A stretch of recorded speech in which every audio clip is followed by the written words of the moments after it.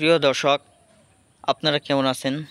প্রিয় দর্শক, আশা করি সকলেই আল্লাহ তাআলার অশেষ রহমতে ভালো আছেন।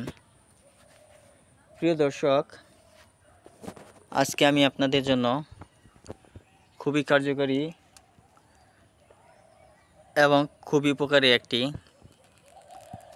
ওষুধি গাছ নিয়ে আলোচনা করব। তো বন্ধুরা, এটি মূলত কিন্তু সবজি গাছ।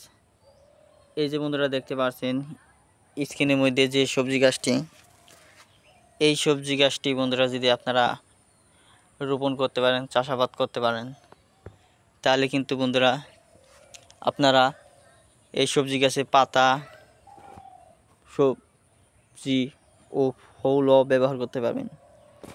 তো বন্ধুরা, এইটি কিন্তু দেশীয় শিমুর গাছ বা শিম বলা হয়, শিম। এই শিমুর দেশীয় জাতের খুবই সুস্বাদু বন্ধুরা, এমনকি বাজারে প্রতি কেজি 70-80 টাকা কেজি পর্যন্ত বিক্রি করা হয়।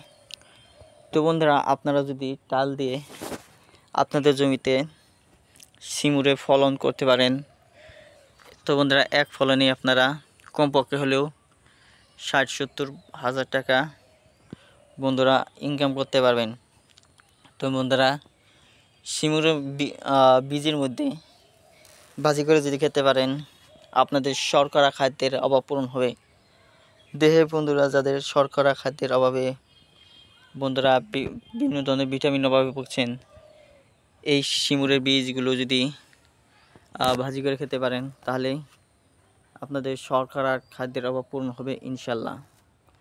তো বন্ধুরা, এই শিমুরের যে পাতাগুলো দেখতে পাচ্ছেন, এই পাতাগুলো চাইলে আপনারা ব্যবহার করতে পারবেন। আপনাদের যাদের দাউদ রয়েছে, এই দাউদকে থেকে মুক্তি পেতে হলে শিমুরের পাতার রস পরে তারপর বন্ধুরা সেই স্থানে দেবেন।